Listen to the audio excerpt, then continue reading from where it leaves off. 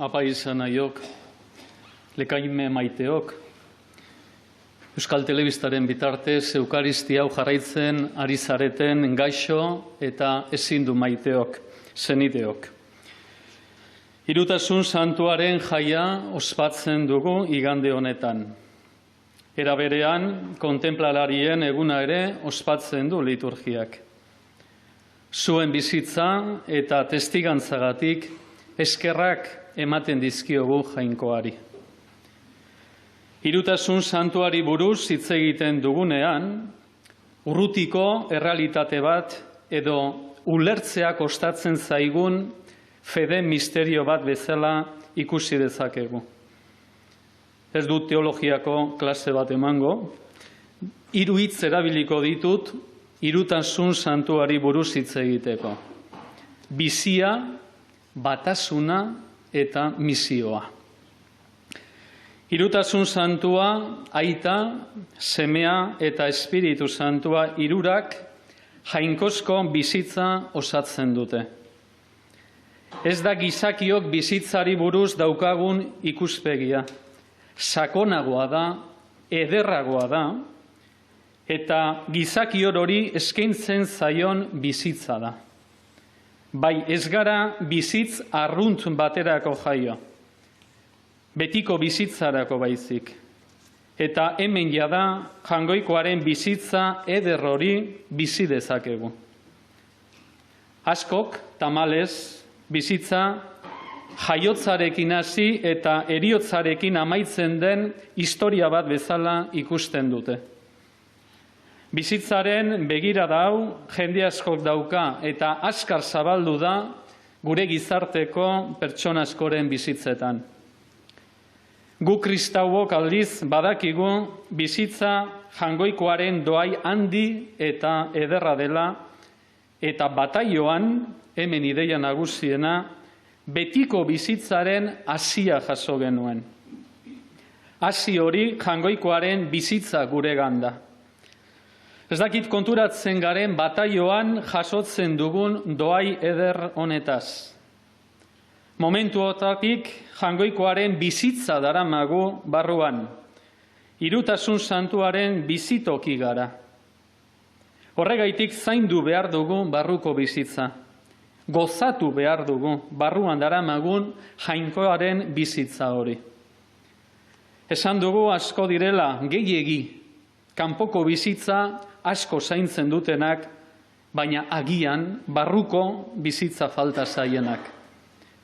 Zue kontenplarariok, hau da gaurko gizon emakumei eskaini diezazkiezun gauzarik ederrena.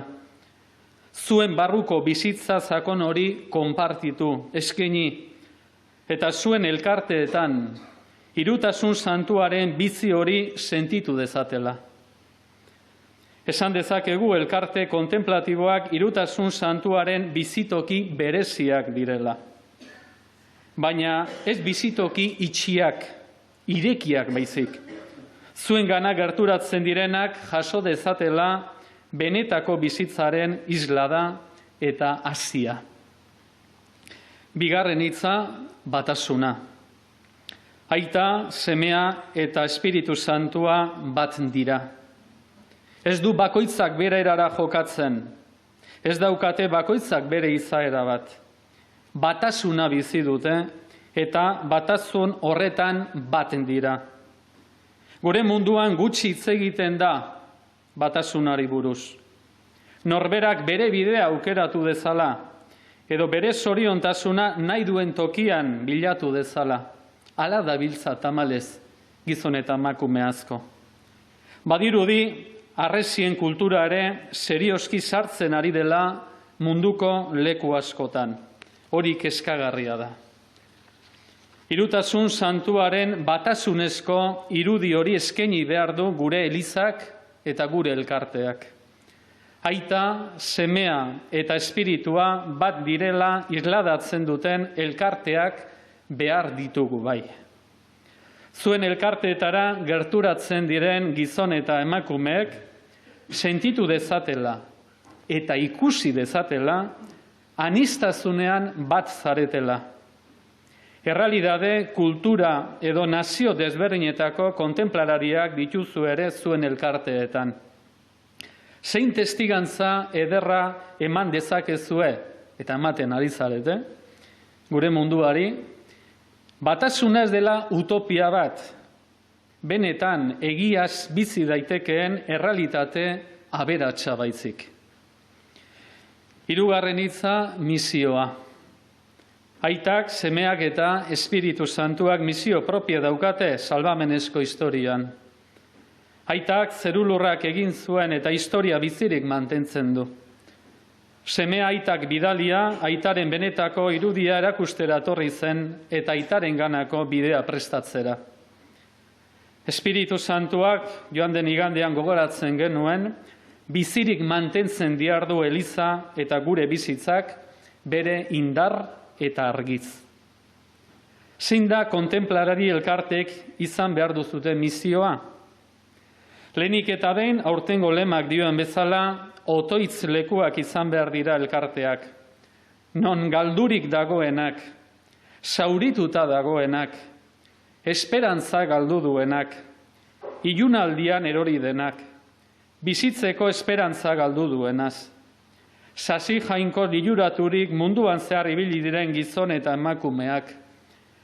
Beren bokazioaren alaitasuna galdu duten apaiz eta religiosoek, zuen elkarteetan, aitaren bezarka da, semearen hitza eta janaria, eta Espiritu Santuaren indarra jaso dezatela.